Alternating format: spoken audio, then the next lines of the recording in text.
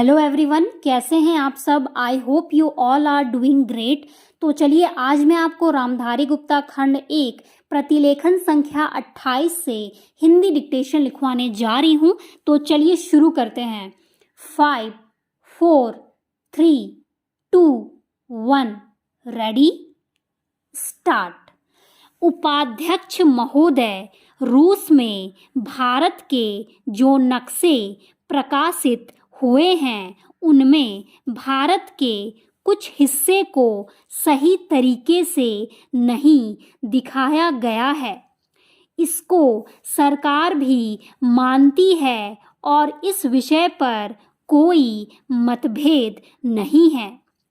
प्रश्न यह है कि अगर किसी देश ने हमारे देश का गलत नक्शा प्रकाशित किया है तो एक सरकार की हैसियत से भारत सरकार का जो कर्तव्य है उसने उसको निभाया है या नहीं, और अगर निभाया है तो किस प्रकार से निभाया है।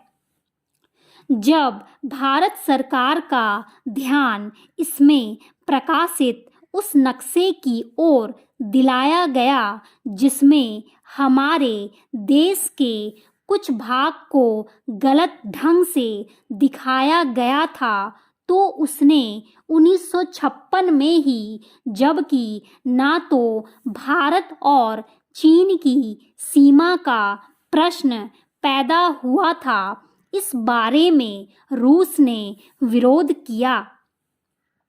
इसके बाद भारत सरकार ने लगातार 4 बार रूस सरकार से लिखित रूप से विरोध किया कि हमारे नक्शे को ठीक से नहीं दिखाया गया है।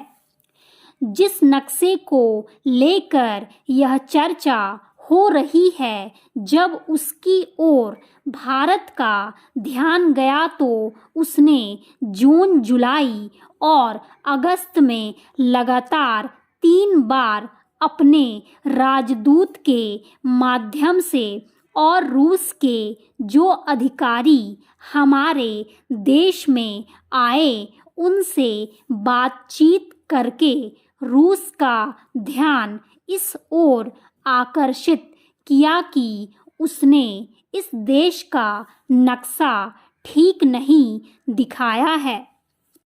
प्रश्न यह है कि जिस नक्शे के बारे में हम चर्चा कर रहे हैं उसके बारे में हमें चिंता होनी चाहिए या नहीं। मैं समझता हूँ कि अगर दुनिया का कोई भी देश हमारा नक्शा सही ढंग से नहीं दिखाता है तो स्वाभाविक रूप से देश को उसके बारे में चिंता करनी चाहिए। हम अपने कर्तव्य से नहीं चूक सकते हैं, लेकिन जहाँ तक इस चर्चा का संबंध है, मैं माननीय सदस्य की प्रशंसा करता अगर वह उन तमाम देशों का जिक्र करते और निंदा करते जिन्होंने हमारे नक्शे को गलत ढंग से दिखाया है।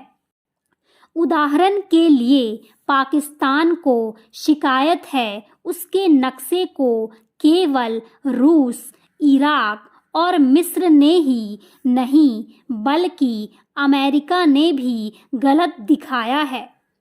जिस कश्मीर को हम भारत माता का ताज और मुकुट कहते आए हैं, जिसे हम कहते हैं कि वह इस धरती पर हमारा स्वर्ग है, उस इलाके को बिल्कुल उनकी दया और कृपा पर छोड़ दिया गया है।